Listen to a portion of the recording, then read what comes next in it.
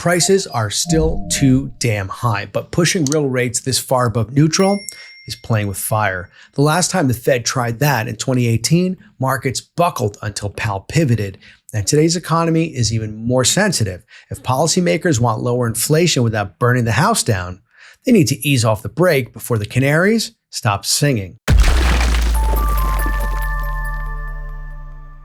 Let's get something straight. I think prices are too damn high. Too high for cars, houses, haircuts, chicken, and even that crappy takeout food that somehow costs more and tastes far worse. You fight tooth and nail for a small income bump only to watch it get swallowed up by the cost of everything you need and want to buy. Let's call that a given for now. Can you remember what a recession feels like? Do you recall any time in your career when there were just simply no good jobs available? Maybe you weren't looking for work during the Great Recession of 2008, but it was really rough. Really rough. Believe me. Let me explain the only way I know how, with numbers. During that recession, the Conference Board's Consumer Confidence Index fell from 90 down to about 25. That number, 25, was the lowest level in its history, going back to 1967. And unemployment, well, it hit 10%. That's only been seen once since 1947, and that was during the 1982 recession. For a little side context, a recession is a sustained contraction in economic output, a decline in gross domestic product.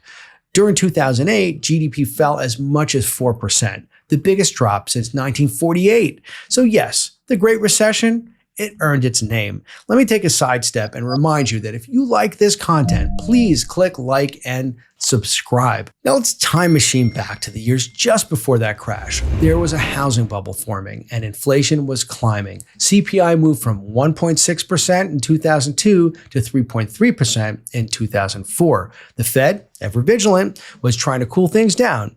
It raised the Fed funds rate from 1% to 5.25% by 2006. But by late 2007, the edges started to crack. Subprime lenders started to collapse and the Fed began cutting rates.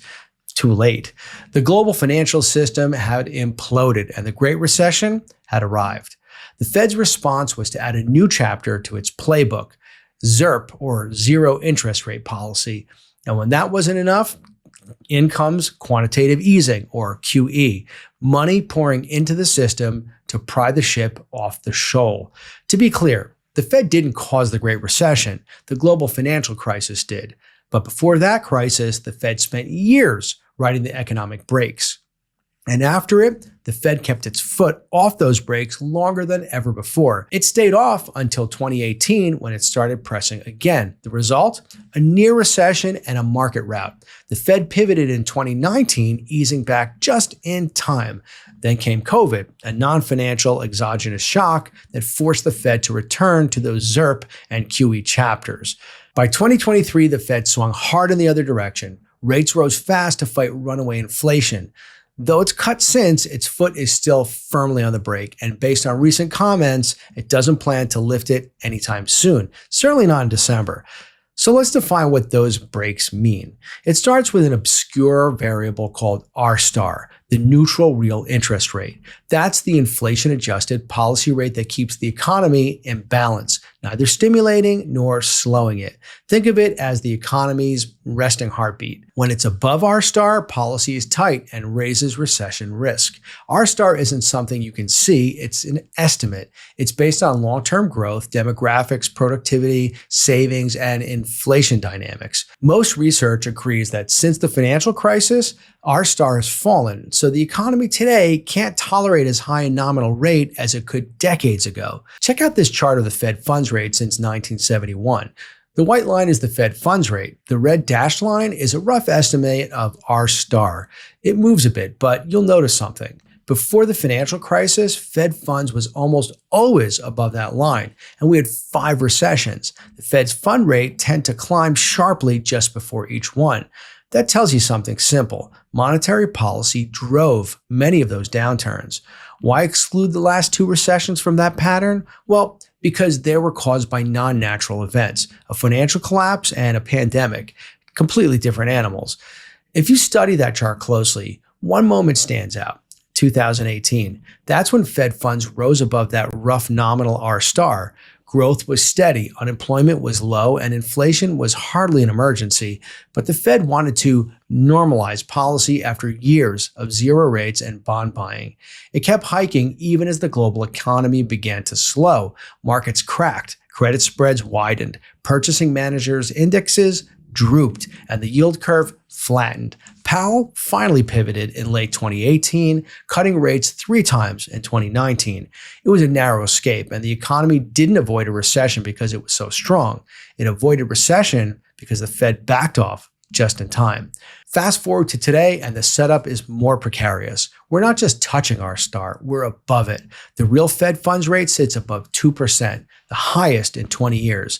And you don't need a doctorate in economics to see the strain. The labor market's gloss is fading. Job openings have fallen. Wage growth is cooling. Continuing jobless claims are creeping higher. Small business sentiment is weaker. Manufacturing remains in contraction. Freight volumes are down. Consumer delinquencies are on the rise. And soft data, the confidence surveys and expectations indexes, are turning lower. Those canaries that usually warn before the hard data catch up are now gasping.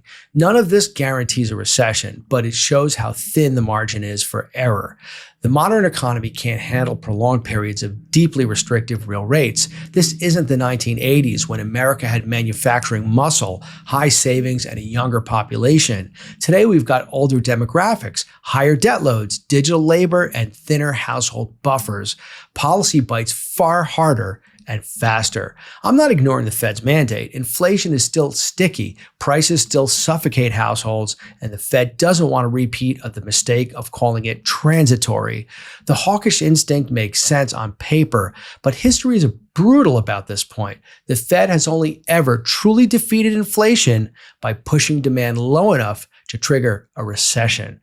Volcker did it in the early 80s. Greenspan's hikes helped trigger 1990s recessions, and early 2000 disinflation followed a tech bubble burst. Monetary policy kills inflation by slowing the economy until something breaks. That's why today's stance is so risky. The Fed thinks it can engineer a nice and easy landing, but history doesn't show many of those. Rates this high, held this long, tend to end the same way, with a recession. And recessions aren't the textbook footnotes.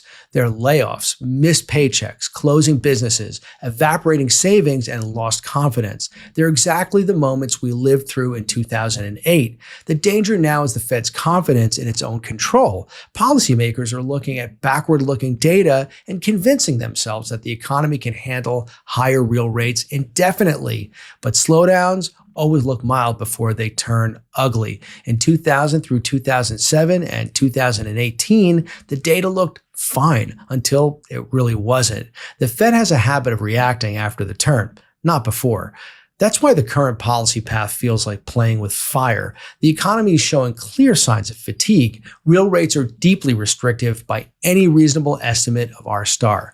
The Fed still, though, talks tough about returning to 2% inflation on schedule. And the market, along with households, is far more sensitive to policy than ever. We've read the script before, and it doesn't end with a gentle glide. It ends with layoffs, contraction, and Fed cutting much faster than it ever imagined. This doesn't mean the Fed should give up on its mandate, but it does mean it must recognize the asymmetry of risk. If inflation edges from 2 to 2.5% or 2.7% for a few months, that's not a crisis. If unemployment spikes, it is a crisis. Household pain is not an abstract concept. It's a thing that defines a recession. And recessions are exactly what happens when policy stays too restrictive for too long. So yes, prices are still too high and inflation remains the headache of the day. But if the Fed wants to avoid burning down the house, it needs to think very carefully about its next move. The last time policy sat above neutral for any length of time, in 2018, the economy stumbled. Today, the Fed is far above neutral and the warning lights are already flashing.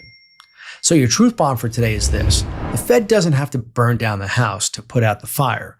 But if it keeps pressing above neutral, it just might. Join me every day for Wall Street Truth Bombs, where I drop them here before the market figures them out.